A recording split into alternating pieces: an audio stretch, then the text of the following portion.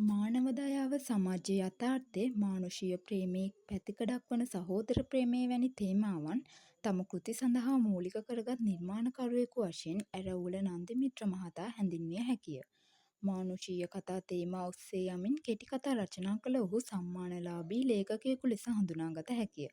මහාචාර්ය කුලතිලක කුමාරසිංහ පවසන පරිදි සිංහල කෙටිකතා කලාවේ යථාර්ථවාදී රීතිය ස්ථාපිත වූ සිව්වන අදියරට අයත් යුගය වූ 1960-1970 දශකයේ බිහි වූ කෙටිකතාකාරයෙකු වශයෙන් ඇරවුල නන්දිමිත්‍ර හැඳින්විය හැකිය. ඇරවුල නන්දිමිත්‍ර රචිත කෙටිකතා වශයෙන් රෝසමලේ රේණුහැලේ, සුදු කොඩි, ස්ත්‍රී, පුංචි කුමාරිහාමි, නංගි වැනි කෙටිකතා හඳුන්වාගත හැකිය. විවිධ මිනිසුන්ගේ ජීවිතය හා ඔහු සම්බන්ධ වන්නේ එම මිනිසුන්ගේම ජීවිතයේ කොටස්කරුවෙකු ලෙසය. ඔහුගේ ස්ත්‍රී නම් කෙටිකතා සංග්‍රහයේ එන එක් කෙටිකතාවක් ලෙස ස්ත්‍රී නම් කෙටිකතාව හඳුන්වා දිය හැකිය. ස්ත්‍රියක් හා ගවයෙකු අතර ඇතිවන අන්තර් සම්බන්ධය හුවා දක්වමින් මෙම ස්ත්‍රියට සිදු වූ සමාජ අසාධාරණකම් හමුවේ ඇය ක්‍රියා කළ අන්දම මෙම කෙටිකතාවෙන් නිරූපණය වේ. ප්‍රථම පුරුෂ දෘෂ්ටි කෝණයෙන් රචිත මෙම කෙටිකතාවේ ප්‍රධාන චරිතය ලෙස මැගීහාමි හඳුන්වා දිය හැකිය. අහිංසක ගැමි ස්ත්‍රියක් වන මැගීහාමි තම ගවයා වන වෛරා සමග හුදකලාව ජීවත් වන අතර ඔහු තම ගවයා වන වෛරාට තම දෙවැනි කොට ආදරය කරයි. නිදි පැදුරෙන් නැගිටින ඇය මේසේ මත යාන්තමට දැල්වෙමින් තිබෙන ලන්තෑරුම් ලෑම්පුවේ එළියෙන් මදක් වැඩි කර එක් අතකින් එය එල්ලාගෙන අනිත් අතින් හිස කස කස ගෙට ආබදව තනා තිබෙන හරම් මඩුව ළඟට යයි. ඇගේ කරත්තයේ බැඳෙන ගොනා වෛරා එහි නිදාගෙන වමාරා කමින් සිටින අන්දම ඇයට පෙනේ. උදෑසන අවදි වූ සැනින් වෛරා දැකීම ඇයට සුබ දර්ශනයක් වැන්න.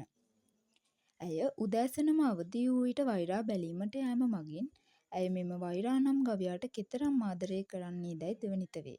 ඔහු දැකීම ඇයට සුබ දර්ශනයක් ලෙස මෙම කෙටිකතාවේ හඳුන්වා තිබේ. වෙළඳාම ජීවිකාව කරගත් ඇය කරත්තේ තම ගොනා බැඳගෙන ගමේ ගොවීන්ගෙන් එකතු කරගත් එළවලු පළතුරු ආදිය පොළට ගොස් විකුණනු ලබයි. වෛරා කරත්තෙල්ලේ හා කරත්තේ රෝදයක ගරාදියේ ගැටගසා කරත්තේ තුළ ඇති පිදුරු මිටිය ඌට කෑමට දෙයි. වෛරා පිදුරු මිටිය කමින් මැගීහාමිය ආපසු එනතුරු ඕනෑම වෙලාවක් එහි සිටී. වෛරා තුළද මැගීහාමි කෙරෙහි ඇති ලෙන්ගතුකම් මනාව මෙම කෙටිකතාව තුළින් ಧ್ವನಿත වේ. දිනක් වෛරා කඹේ කඩාගෙන ගොස් අසල වෙළෙන්දෙක්ගේ කෙසෙල් කැනකින් ඇවරියක් කෑවේය. ඒ දුටු වෙළෙන්දා කවුද ඉතින් මට මේ වල්හොර කොටියක් ආපු ඒවට අලාභය ගෙවන්නේ යයි මැගීහාමිට බැනවදී. ඊට පස්සේ මේ මැගීහාමි කේන්තියෙන් ගිහිල්ලා එම කෙසෙල් කැනම මිලටගෙන වෛරාට කන්න දමයි. ඇයට කේන්ති ගොස් ඇත්තේ වෙළෙන්දා තම දරුවෙකු මෙන් සිටින ගවයාට බැනවැදුණු නිසාය. උඹ මගේ වෛරා කොල්ලට වල්හොර කොටි අයයි අරකයි මේකයි කියලා කතා කරන්න එන්න එපා. තිරිසනෙක් වුණත් මට ඒ සතා මිනිස්සෙකුට වඩා වටිනවා. ඒ සතා මට දරුවෙක් වගේ කීකරුයි. ඔය සුළු අලාභයක් උඹට ලොකු වුණාට මට ලොකු නැහැ බං. මෙම උද්ෘතය මගින්ද මැගීහාමි තම ගවයාට කෙතරම් ආදරේ කරුණාව දක්වන්නේදැයි ගම්‍ය වේ. මිනිසුන් හා සතුන් අතර පවතින අවියෝජනීය බැඳීම ඉස්මතු කරමින් රචිත මෙම කෙටිකතාව මගින් සමාජ යථාර්ථය නිරූපණය කරයි. ඇගේ අතේ තිබූ මුදල් සියල්ලටම වගේ නිමා වී ගියේය. එහෙත් වෛරා බඩගින්නේ නොතැබූ ඇය ඇගේ කනේ තිබූ රත්තරන් කළමු දෙක උගසට තබා මුදල්ගෙන ඌට අවශ්‍ය කරන පිඳුරු හා පුන්නක්කු සපයා දුන්නාය. ඇය එතරම් වත් පොහොසත්කමින් යුක්ත ස්ත්‍රියක් නොවේ. නමුත් ඇය වෛරාගේ බඩ පිරවීමට ඕනෑම දෙයක් කරන කාන්තාවක් ලෙස මෙම කෙටිකතාවේ හඳුන්වා දිය හැකිය. ඇගේ රත්තරන් කරාමු දෙක පවා උගසට තබා ඇය තම ගවයාගේ අවශ්‍යතා සපුරනු ලබයි. ඇගේ පවුලේ සමීපයා වී තියෙන්නේ මනුෂ්‍යයෙක් නෙවෙයි සත්වෙක්. මෙසේ තම දිවි දෙවනි කොට ආරක්ෂා කරන තම ගවයාව දිනක් ගමෙහි ජීවත් වූ බේබද්දෙකු විසින් මරා දමනු ලබයි. මේ අහිංසක සතා හොයාගන්න බැරි වුණොත් මට නම් මගේ ජීවිතෙන් පළක් නැහැ.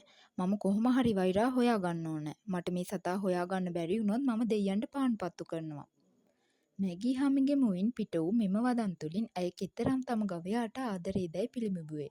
එමෙන්ම ගැමියන්ගේ ස්වභාවයක් වන මිත්‍යා විශ්වාස පසුපස හඹා යාමක්ද දැකගත හැකිය. තමාට හෝ පවුලේ ඥාතීන්ට කරදරයක් වූ විට ප්‍රථමයෙන්ම දෙවියන් වෙත ගොස් පොල් ගැසීම, හෙන ඉල්ලීම ගැමියන්ගේ ස්වභාවයයි. අහිංසක ස්ත්‍රියක් වූ මැගීහාමි තමාට පණමෙන් සිටි තම ගවයා සොරකම් කරන ලද්දේ කවුරුන්දැයි සොයා ගැනීමට ඉමහත් වෙහෙසක් දරයි. තම කුසගින්න පිළිබඳව පවා නොසිතා තම වස්තුව කැපකර ඇය තම ගවයා පිළිබඳව සොයා බලයි. කොතරම් දේවාල වෙතට ගොස් කන්නලව් කළද ඇයට තම ගවයා සොයාගත නොහැකි විය.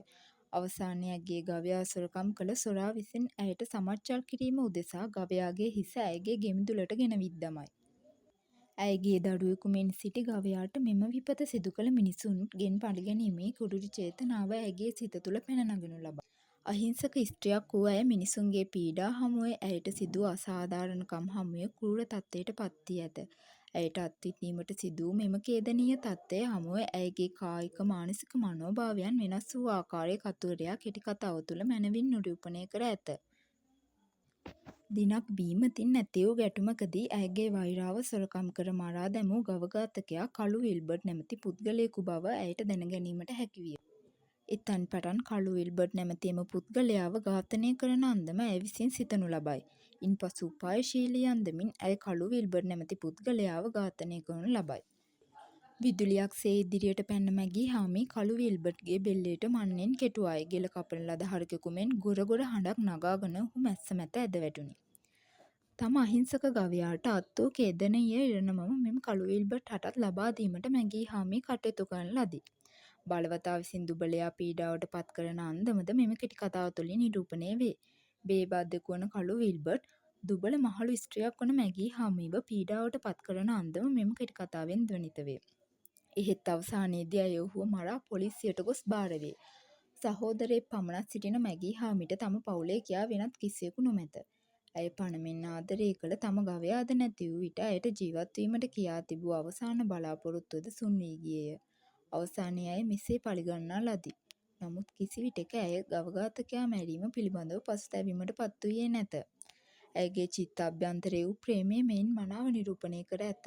අහිංසක ලෙස සැම දෙනාටම උපකාර කරමින් ජීවත් වූ ඇයට සිදු වූ සමාජ අසාධාරණය හමුවේ ඇය ක්‍රියා කළ ආකාරය මෙම කෙටි කතාව තුළින් මනාව නිරූපණය කිරීමට කෙටි කතා කරුවා සමත් වී ඇත. මිනිසුන් හා සතුන් අතර ඇති අවියෝජනීය බැඳීම ද්වනිත කරමින් රචිත මෙම කෙටි කතාව තුළින් සමාජ යථාර්ථය පිළිබිඹු කර ඇත. අනුන්ට පීඩාවක් නොවී යහපත් ලෙස ජීවත් වුවද අයහපත් පුද්ගල ක්‍රියාකාරකම් හමුවේ පීඩාවට පත්වීමට සිදුවීම සමාජයේ සිදුවන සුලභ සිදුවීමකි. මේ කෙටි කතා කරුවා මනා ලෙස පිළිබිඹු කර තිබේ. ඇරැව්වල නන්දි මිත්‍රයන්ගේ සහෝදර ප්‍රේමය ඉස්මතු කරන කෙටි කතාවක් වන නංගි කෙටි කතාවේ මෙන්ම සමාජ යථාර්ථය පිළිබිඹු වන ආකාරය මෙම කෙටි කතාව තුළින් දැකගත හැකිය.